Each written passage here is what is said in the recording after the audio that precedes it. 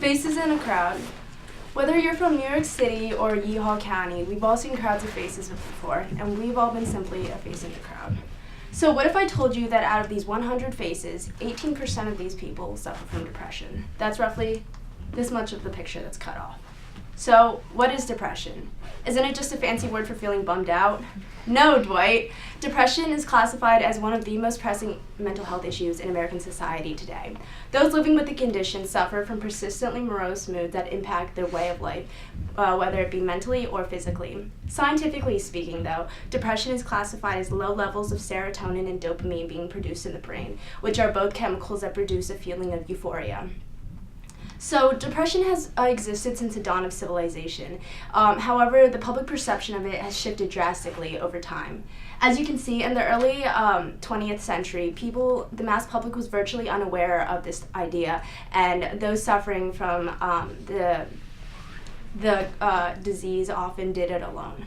Fast forward to the 1940s, and lobotomies became a popular procedure in which it could potentially cure the blues. However, a side effect of this were headaches, personality changes, and even death. Yikes. In the 1970s, scientists finally began seeing depression for what it really is, which is a chemical imbalance in the brain. And modern medicines such as antidepressants and talk therapy became popular and effective methods for treating it. So it's 2018 and the view on mental illness has shifted significantly. No longer are people suffering in silence.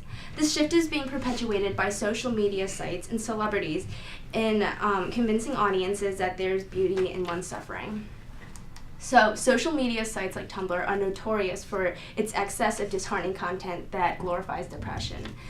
Quotes like, "So it's okay for you to hurt me, but I can't hurt myself," attempt to justify self-harm. And the worst part of all this is that content similar to this is just a click away. Anyone can search tags like self-harm, depression, suicide, and find hundreds and thousands of blogs with similarly distorted views on what it means to be depressed.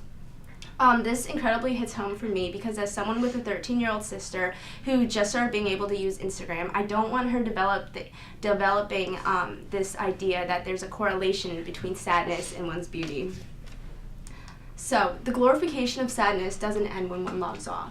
It's being constantly perpetuated by social media, by those in the music industry with huge platforms. Songs titled "I Fall Apart" and "Rich and Sad" by artist Post Malone are just a few examples of how exploiting mental illness can create multi-platinum albums. So artists like Post Malone create this pipe dream fantasy in order to sell their music. And let me show you how this can be done. Take this image of Squidward, for example. Now, taken out of context, added a black and white filter and a Post Malone lyric to it, the entire tone of this image shifts. The diction that Malone uses in the song "I Fall Apart" references sadness and depicts grieving as something desirable, like money. But unfortunately, songs and lyrics with similar themes are becoming commonplaces within American society. And although artists and idols have always been a great source of inspiration, social media has made their outreach remarkably wider. The American Census shows that there's been a 4% increase in those being diagnosed with depression. And although 4% might not seem like a lot, this roughly correlates to 12 million Americans who now find themselves living with the disease, most being teenagers and children. So there seems to be a huge correlation in those being diagnosed with depression and the increases in technology and artists who use it to create this culture that revolves around sadness. In addition to the music industry, depression is also being wrongfully depicted on television. Popular teen drama, 13 Reasons Why, is an example of this. The plot follows Hannah Baker, a girl who commits suicide. And in the season 2 opener, main character Jessica Davis returns to school to face her rapist.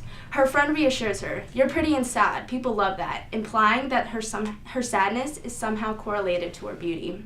If this show were to take place in the 20th century, there'd be no way that her charm and beauty would be synonymous. However, the writers of 13 Reasons Why imply that the more depressed one is, the more beautiful they must be. So, something has changed in the way that we view depression. Society paints this picture of depression as a pretty girl with streaked mascara. However, the truth is that depression comes in all shapes and sizes, colors, and creed. No longer is there this stigma regarding it, and because people now see depression as something beautiful or amorous. So society is stepping into a new era in which mental illness is being redefined and ingrained into our society. But let's get something straight.